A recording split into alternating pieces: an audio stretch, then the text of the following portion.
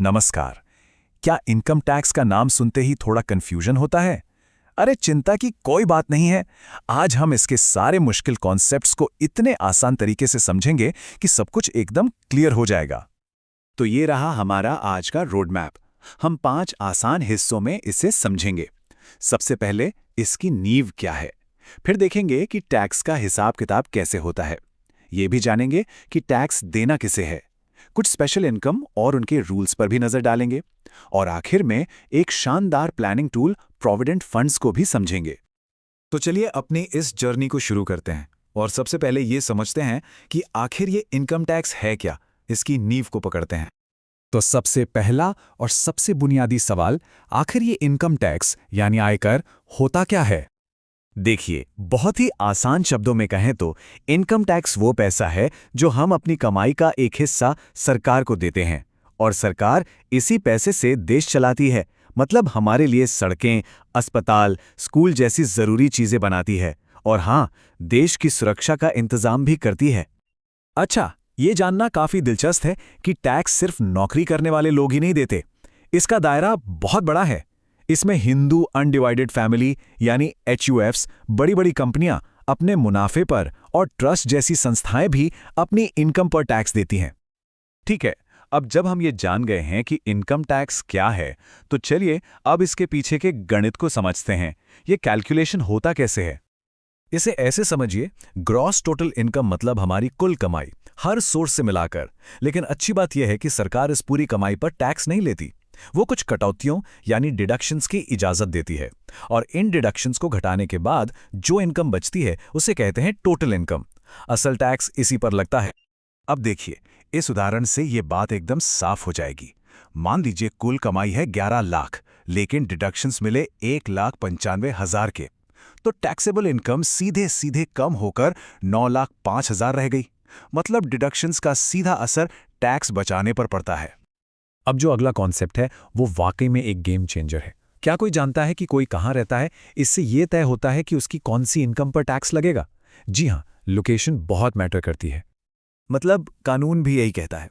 सीधी सी बात है, किसी का रेजिडेंशियल स्टेटस ही ये तय करने की चाबी है कि उसे सिर्फ भारत में हुई कमाई पर टैक्स देना है या फिर पूरी दुनिया में कहीं भी हुई कमाई पर। चलिए इसे 3 अलग अलग लोगों के उदाहरण से समझते हैं। पहले हैं ROR यानी रेजिडेंट एंड ऑर्डिनरीली रेजिडेंट। ये वो लोग हैं जो यहीं रहते हैं। इन्हें अपनी ग्लोबल इनकम मतलब भारत और विदेश दोनों जगह की कमाई पर टैक्स देना होता है। दूसरे हैं RNOR जो हाल ही में भारत लौटे हैं। उन्हें सिर्फ भारत की कमाई और विदेश की वो कमाई जो भारत में मिली है उस पर टैक्स देना है। और तीसरे हैं NIR यानी नॉन रेजिडेंट जो भारत में बहुत कम रहते हैं। उन्हें सिर्फ और सिर्फ भारत में कमाई या मिली हुई इनकम पर ही टैक्स देना होता है। चलिए अब जरा बेसिक से आगे बढ़ते हैं और कुछ खास तरह की इनकम और उनके दिलचस्प टैक्स रूल्स को देखते हैं। सैलरी के अलावा कंपनियों से कई और फायदे मिलते हैं जिन्हें हम पर्क्स या पर्क्विजिट्स कहते हैं। टैक्स के नजरिए से देखें तो ये 3 तरह के होते हैं। कुछ पर सबको टैक्स देना पड़ता है, कुछ पूरी तरह टैक्स से बाहर हैं, और कुछ ऐसे हैं जिन पर सिर्फ कुछ खास कर्मचारियों को ही टैक्स देना होता है। जैसे कंपनी की तरफ से मिला घर या पर्सनल यूज के लिए मिली कार, इन पे सबको टैक्स देना होता है। दूसरी तरफ ऑफिस का लैपटॉप या फिर LTC जैसी सुविधाएं टैक्स फ्री होती हैं। और फिर हैं कुछ खास फायदे, जैसे घरेलू नौकर की सर्विस जो सिर्फ कुछ खास कर्मचारियों के लिए ही टैक्सेबल होती हैं।